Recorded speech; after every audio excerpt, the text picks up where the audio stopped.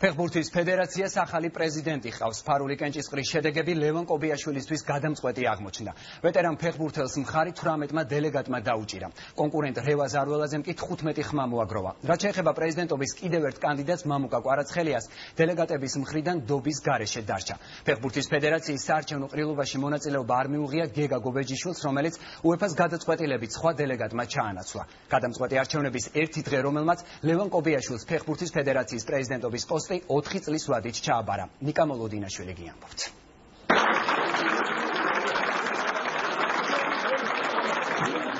ასე მიულოცა არჩევნებში დამარცხებულმა გამარჯვებულ კანდიდატს 33 დელეგატიდან 18-მა ლევან კობიაშვილს 15-მა კი რეზი არველაძეს დაუჭირა მხარი. გუშინ გავრცელებული ინფორმაცია თითქოს ორივე კანდიდატს 17 დელეგატი უჭერდა მხარს ცდარი აღმოჩნდა.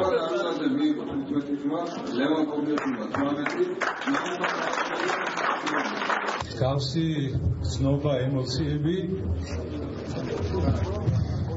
გადაწყვეტილება იმდენად ემოციური გამოდგა, რომ გამარჯვებულმა კანდიდატმა სიტყვით გამოსვლის დროს ცრემლები ვერ შეიკავა. კობიაშვილის ტრიბუნასთან ხელმეორედ მიყვანა დარბაზში შეკრებილებმა ტაშით მისი გამხნევების შემდეგ მოახერხეს. კიდევ ერთხელ ძალიან დიდი მადლობა ხალხო ბოდიშით, იმიტომ რომ ჩემთვის მართლა ძალიან ემოციური იყო. თუნდაც თავისუფლად შევადარებდი იმ პირველ დღეს, როდესაც ფეხბურთზე მივედი, როდესაც გავრილოვич თქვენ იცით ნაკრებში გამომიძახეთ. პირველი თამაში. არა, ჩემი არამედ ქართული ფეხბურთის გამარჯვება. ასე შეაფასა ლევან კობიაშვილმა ფეხბურთის ფედერაციის პრეზიდენტად მისი არჩევა.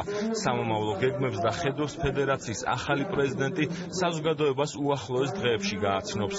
დღეს არ არის ჩემი გამარჯვება, ეს არის ქართული ფეხბურთის გამარჯვება და მე ღრმად ვარ ამაში დარწმუნებული, რომ ჩვენ უკეთესი ქართული ფეხბურთი გვექნება მომავალში. აბსოლუტურად გულწრფელად, ლაშკაცურად, კაცურად მოულოცო ლევან კობიაშვილს ეს გამარჯვება. გეუბნებით.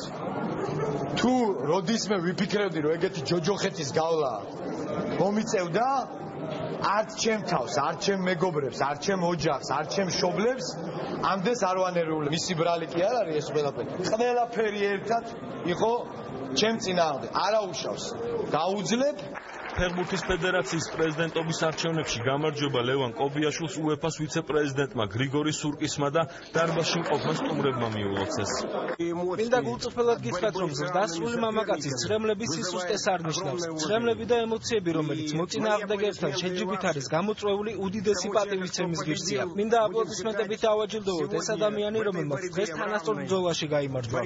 ძალიან მნიშვნელოვანი დღე იყო, ძალიან ძიმე, მაგრამ ყველაზე მნიშვნელოვანი ის არის, რომ თვითონ კანდიდატებმაც დაამტკიცეს ის, რომ ფეხბურთის სიყვარული არის მათთვის მთავარი და ერთმანეთის პატივისცემის ძალიან კარგი მაგალითი იყო. მე დარწმუნებული ვარ, რომ აბსოლუტურად ახალი ენერგიით, ახალი ძალით, ერთობლივი ძალის ქვეშ ყველა იმ ადამიანს, ვისაც სურვილი აქვს იმისა, რომ საქართველოში ნელ-ნელა დაიწყოს ფეხბურთის თანმიმდევრული და რაც შეიძლება სწრაფი ტემპის განვითარება, ყველა ეს ძალა გაერთიანდება. ძალიან ბევრი გულშემატკივარი იმედით უყურებს ლევანის გაპრეზიდენტებას და მე დარწმუნებული ვარ, ძალიან მნიშვნელოვანი და ძირეული რეფორმები განხორციელდება ქართულ ფეხბურთში იმისთვის, რომ სპორტი განვითარდეს და დავიბრუნოთ ის ძველი მოწოდების სიმაღლეზე დავდგეთ და დავიბრუნოთ ის ძველი სახელი, რაც ქართულ ფეხბურთს ჰქონდა.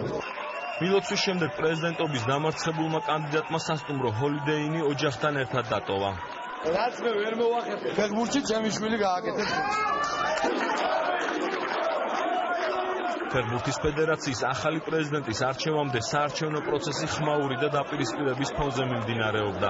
სხდომა გუშინ დილის 11 საათზე უნდა დაწყებულიყო, თუმცა პროცესმა თითქმის 8 საათით დაიგვიანა.